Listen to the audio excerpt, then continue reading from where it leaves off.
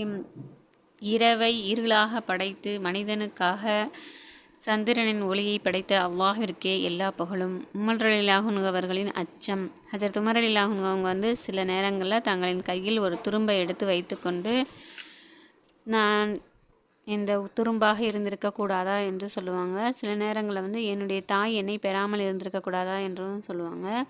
ஒரு தடவை வந்து ஹஜ்ரத் உமர் ரலியல்லாஹு அன்ஹு அவங்க வந்து ஏதோ ஒரு வேலையில் ஈடுபட்டிருந்தாங்க. அப்பொழுது ஒரு மனிதர் அங்கே வந்து, இந்த மனிதர் எனக்கு அநீதி செய்து விட்டார், தாங்க வந்து அதனை விசாரித்து நீதி வழங்கணும் அப்படின்னு சொல்லி வேண்டும் அப்படின்னு சொல்லி கேட்குறாரு. இதனை கேட்ட உமர் ரலியல்லாஹு அன்ஹு அவங்க வந்து, நான் அந்த வேலைக்கென்று உட்கார்ந்துருக்கும் நேரத்தில் வந்து சொல்லாமல் வேறு வேலையில் ஈடுபட்டு இருக்கும்போது வந்து சொல்கிறியா அப்படின்னு சொல்லி அந்த மனிதரை வந்து சாட்டையினால் ஒரு அடி கொடுத்து அனுப்பி வச்சுட்டாங்க. அந்த மனிதர் வந்து போயிட்டார்.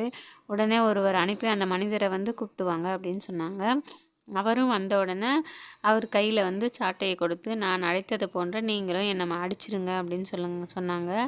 அந்த மனிதர் வந்து, அல்லாஹுக்காக நான் வந்து அதனை மன்னிச்சிட்டேன் என்று சொல்லிட்டு போயிட்டாரு.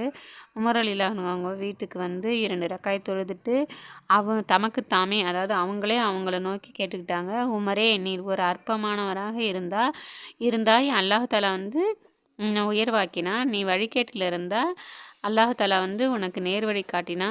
நீ மிக தாழ்ந்தவனாக இருந்தாய், அல்லாஹ் தஆலா வந்து உனக்கு கண்ணியம் அளித்தான். மக்களுக்கு அரசனாகவும் உன்னை ஆக்கினா.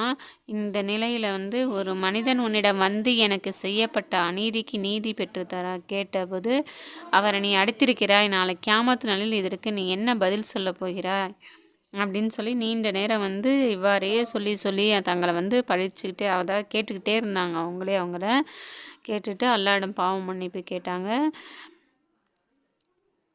எனவே நம்மளும் வந்து நம்மளுடைய பாவங்களை வந்து எண்ணி நினச்சி அல்லாஹ்விடம் வந்து அழுது தொழுது பாவ மன்னிப்பு கேட்டு பெறுவதற்கு அல்லாஹ் தஆலா நம் அனைவருக்கும் தௌஃபீக் செய்வானாக. ஆமீன்.